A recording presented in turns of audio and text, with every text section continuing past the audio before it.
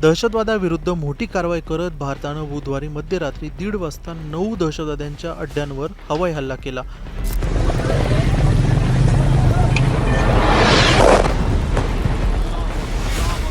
या हल्ल्याला ऑपरेशन सिंदूर असं नाव देण्यात आलेलं.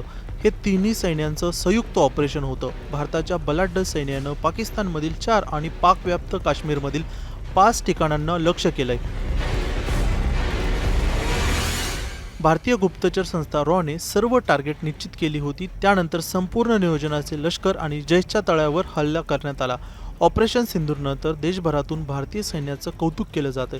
संरक्षण मंत्री राजनाथ सिंह यांनी ट्विट करत भारत माता की जय अशी एका वाक्यात समाज माध्यमावर प्रतिक्रिया दिली. आपल्या सशस्त्र दलांचा अभिमान आहे, जय हिंद अशी प्रतिक्रिया विरोधी पक्षनेते राहुल गांधी यांनी दिली. तसेच राज्याचे मुख्यमंत्री देवेंद्र फडणवीस यांनी जय हिंद भारत माता की जय अशी प्रतिक्रिया दिली असून तसेच राष्ट्रवादीचे सर्वेसर्वा शरद पवार यांनी प्रतिक्रिया देत सैन्याचं कौतुक केलंय.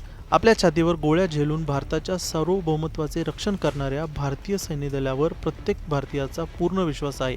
आज तोच विश्वास सार्थ ठरवत भारतीय हवाई दलाने मध्यरात्री 1:30च्या सुमारास अतिरेक्यांच्या 9 ठिकाणांवर यशस्वी एअर स्ट्राईक करून पहलगाममधील दहशतवादी हल्ल्याचा बदला घेतला, अशी प्रतिक्रिया शरद पवार यांनी दिली आहे. तसेच राज्याचे उपमुख्यमंत्री एकनाथ शिंदे यांनी जय हिंद असं म्हटलंय, तर उपमुख्यमंत्री अजित पवार यांनी प्रतिक्रिया देत म्हटलंय की सैन्य दलाची ताकद, राजकीय इच्छाशक्ती आणि देशवासियांची एकता म्हणजेच ऑपरेशन सिंदूर.